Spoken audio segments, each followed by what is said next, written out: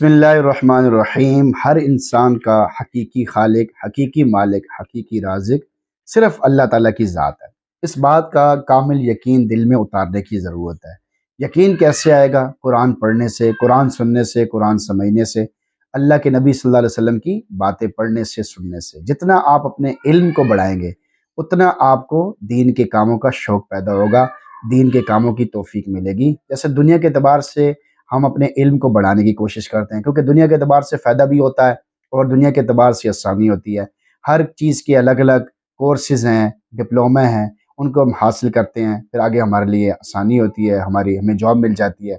तो बहुत सारी चीज़ें हैं जिनको हम दुनिया के लिए हासिल करते हैं और उससे हमें दुनिया के फ़ायदे भी होते हैं। बिल्कुल इसी तरह हमें दीन का इल्म हासिल करना भी ज़रूरी है।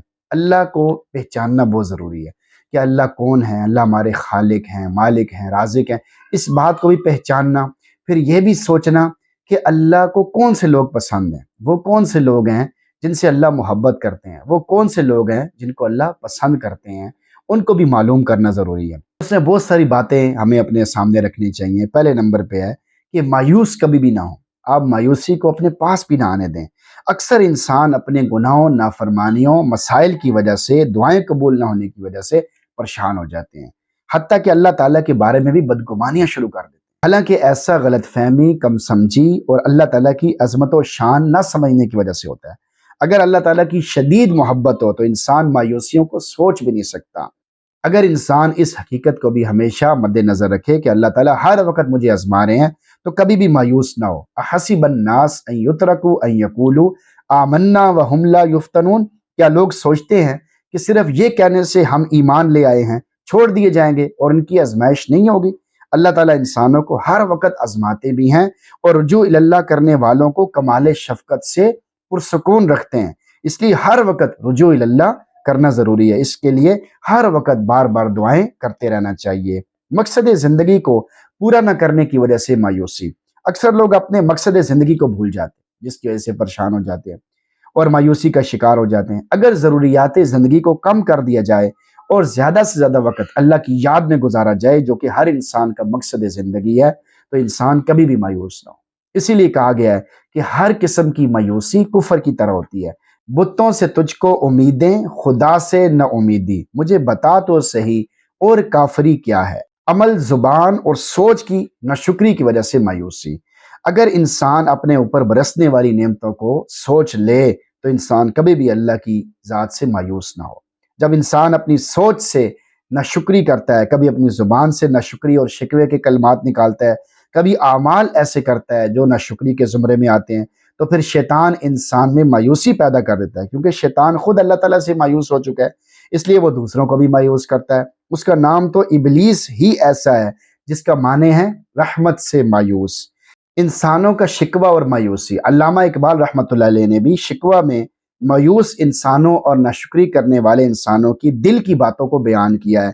फिर जवाब शिकवा में जो उन्हें अल्लाह की तरफ से मायूस इंसानों का इलाज इल्का हुआ, यानी उनके दिल में डाला गया, तो उसे बड़े शद्दो मद और यकीन से बयान किया। नज़म शिकवा में मायूस और बददिल इंसानों की तरफ से फरमाते हैं, काफिर को तो मिले हुरो कुसूर और मुसलमान को फ़कत वादा हुर।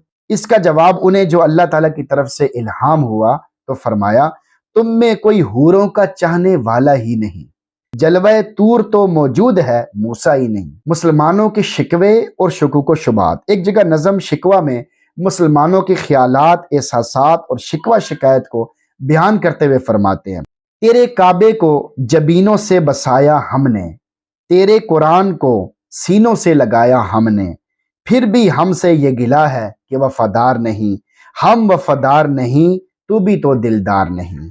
शिकवों का बेहतरीन जवाब। जब उन्हें इसका जवाब इल्हाम हुआ तो बड़े यकीन के साथ फरमाया, मेरे काबे को जबीनों से बसाया किसने, मेरे कुरान को सीनों से लगाया किसने, थे तो वो आबा तुम्हारे ही, मगर तुम क्या हो, हाथ पर हाथ धरे मुंतजरे फरदा हो, यानी कल के इंतजार में हो, बस कल अच्छा होगा। अपनी तरफ से काम बिल्कुल ठीक नहीं है और ये सोच रहे हो बस कल अच्छा होगा, तो कामों को भी ठीक करने की जरूरत है। ये तो अच्छी बात है कि आप मायूस नहीं हो रहे, आप ये कह रहे हैं कल अच्छा होगा, लेकिन कोई काम भी तो सही करें, अपने कामों को भी तो बेहतर करने की कोशिश करें। मायूसी का इलाज। جواب شکوہ کی آخر پر مسلمانوں کی حوصلہ افزائی کرتے ہوئے اور انہیں تسلی دیتے ہوئے فرماتے ہیں کہ حضرت ابراہیم علیہ السلام جیسا ایمان پیدا کریں تو آج بھی آگ تمہارے لیے گلستان بن سکتی ہے۔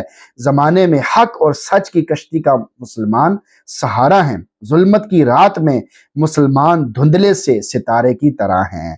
آج بھی ہو جو ابراہیم کا ایمان پیدا، آگ کر سکتی ہے انداز گلستان پیدا۔ کشتی حق کا زمانے میں سہارا تو ہے، عصر نو رات ہے، دھندلا سا ستارہ تو ہے۔ وقت فرصت ہے کہاں، کام ابھی باقی ہے، نور توحید کا اتمام ابھی باقی ہے۔ تو مایوسی کو اپنے اندر سے ختم کریں، مایوسی کو ختم کرنا بہت ضروری ہے۔ مایوسی کو کھرچ کھرچ کے نکالیں، مایوسی اپنے اندر پیدا نہ ہونے دیں۔ یہ کیوں ہوتا ہے؟ نماز نہ پڑھنے کی وجہ سے، اللہ کی طرف رجوع نہ کرنے کی وجہ سے، ذکر کی کمی کی وجہ سے ہوتا ہے، ایسا ہوتا ہے۔ تو اللہ تعالیٰ ہم سب کی حفاظت فرمائے۔